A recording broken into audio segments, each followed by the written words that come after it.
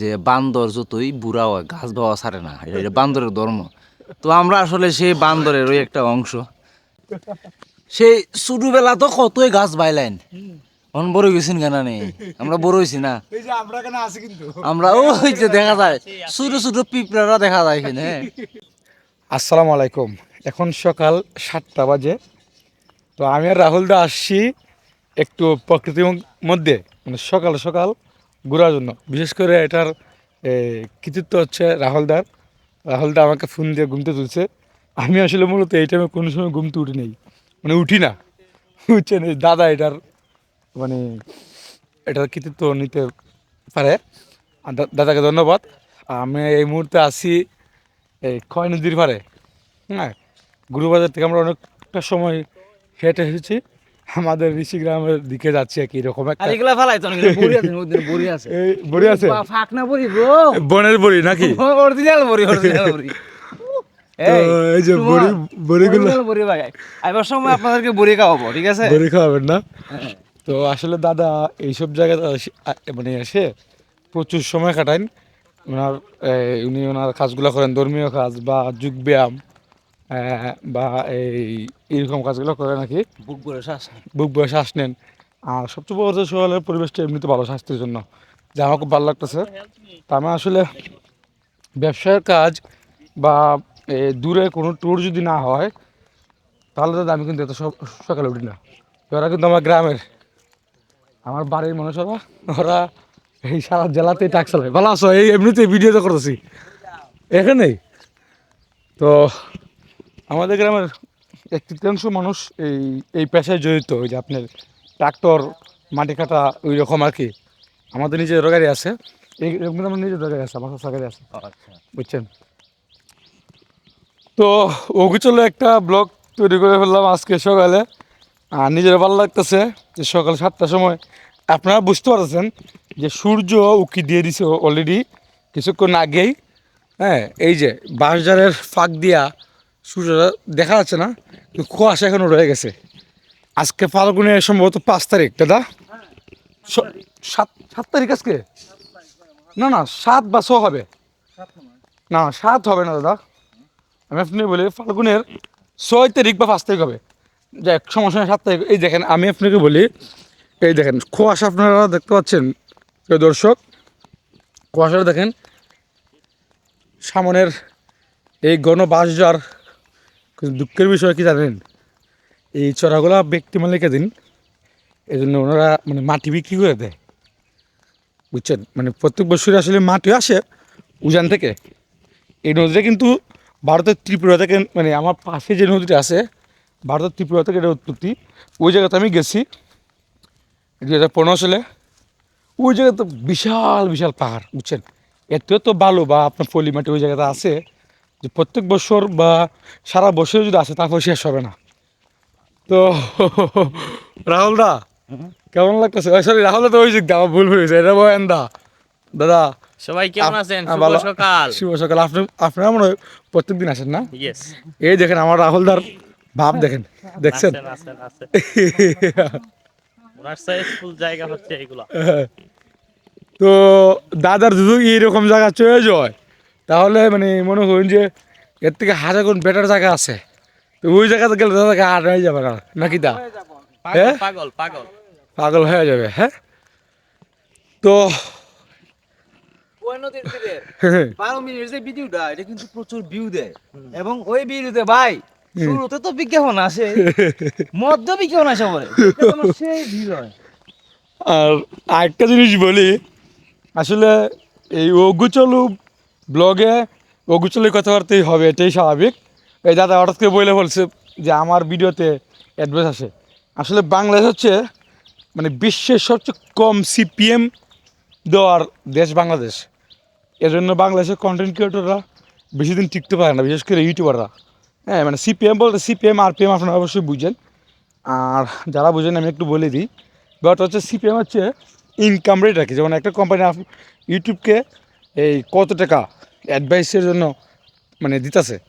ইউটিউবকে যদি আপনার ধরুন 10 টাকা দেয় একটা অ্যাডভাইসের জন্য, শুরু করার জন্য, ইউটিউব আমাদেরকে দিবে, হ্যাঁ, 10 জন আপনি 100 টাকা ধরেন, 100 টাকা যদি দেয় একটা অ্যাডভাইস শুরু করার জন্য ইউটিউব আমাদেরকে দেয় আপনার 45 টাকা, মানে কোনো সময় টাকা হবে না, এটা মানে পয়সা আর কি, বা আরও কম, মানে একটা হিসাবে আর কি 100% হিসাবে।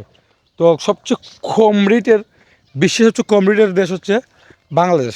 এই জন্য আমাদের ব্লগগুলোতে আপনার তেমন একটা ইনকাম হয় না, আর জন্য আমাদের ব্লগাররা দাদা বুঝছেন মানে বেশি দিন টিকতে পারে না। কিন্তু আপনাদের একটা কিছু নিচ্ছেন ভাই সেই বড়ই দেখেন, বইটার মধ্যে কিন্তু কোনো কৃত্রিমতা নাই, কোনো ফরমালিন, কোনো ওষুধ কিচ্ছু দেওয়া নাই। বইটা গাছ থেকে ফাঁকছে আর এখন- পড়ছে, সলিড জিনিস ব্রো, এটা এখন- ন্যাচারাল জিনিস। এখন শুনেন, আমি কিন্তু একটা ভুল করেছিলাম।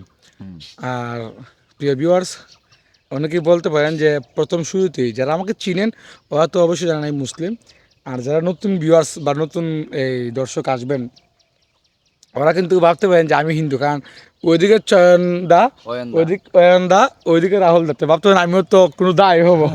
আসলে আমি কোনো দা না, আমি মুসলিম মানুষ।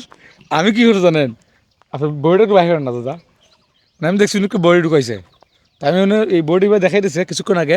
আমি ভাবছিলাম দাদাকে বলো দাদা আপনি একদিকে একটা খাবার দেন, আমি একটা খাবার দেবো, মানে এটা 20 টাকা সমান হবে আর কি। কিন্তু পরক্ষণই মনে হলো চাই উনি তো রোজা, হ্যাঁ, তো দাদা এটা খান, কিন্তু আমার অনেক ইচ্ছা ছিল এটা খাওয়ার, বুঝছেন। দাদা ব্যথা হইবেন। বড়িটা খাই তাই। ও না পড়ে না দাদা, দাদা ওই একটা পড়ছে, কিন্তু পড়ছে ঠিক আছে, এই যে একটা পড়ছে। দাদা আমি তো আজকে একটা ভুল করেছি, ভুল না করলে হয় না। আমি আপনার এই ঠান্ডা খাবারটা আনছি, দেখুন ক্যামেরাটা ধরেন, উপর থেকে ধরেন, এই যে নিচে ধরেন, ওরেন না ভাই।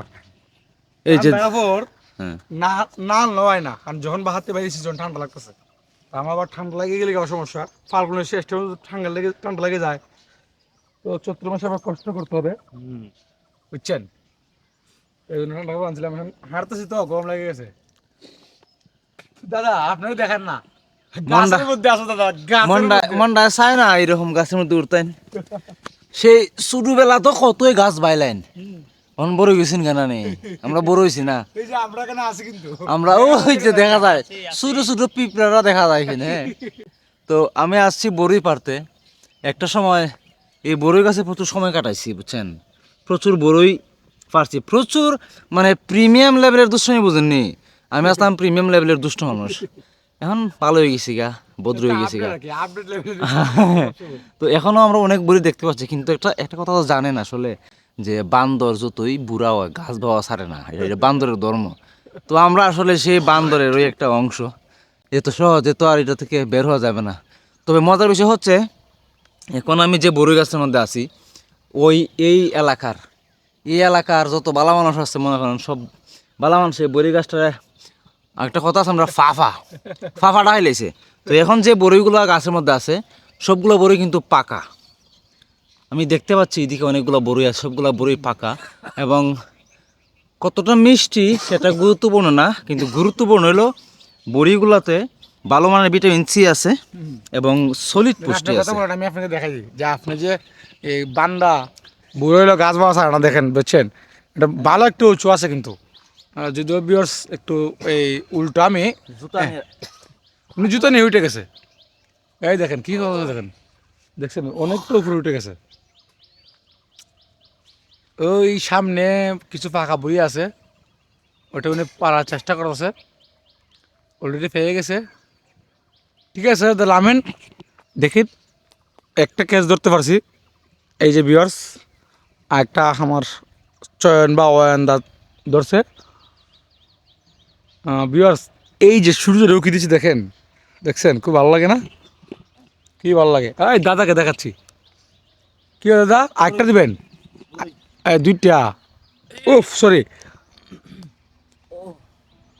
ও ঠিক আছে নামেন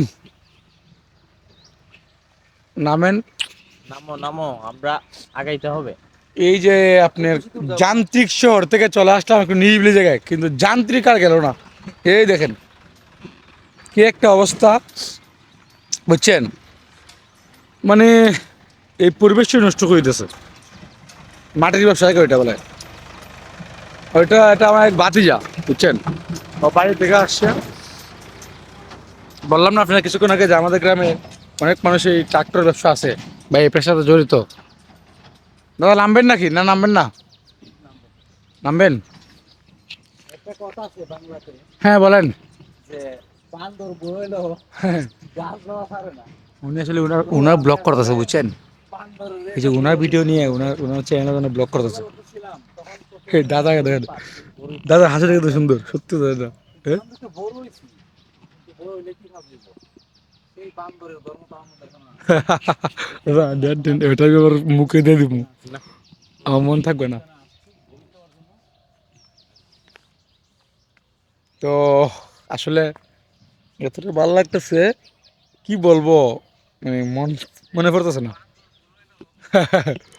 ও ওই যে এখানে আসা করে এই এখানে একদম ফাইট করেছে কয়েকটা ফ্যাক্টরি হয়েছে জায়গায়। ভাই ভাই, দেখছো কি আমার একটা কুকুরটা তো বন্ধুরা এই ভিডিওটা রেখে দেবো, কারণ এই কাট দিয়ে দিব, অনেকক্ষণ সময় হয়ে গেছে।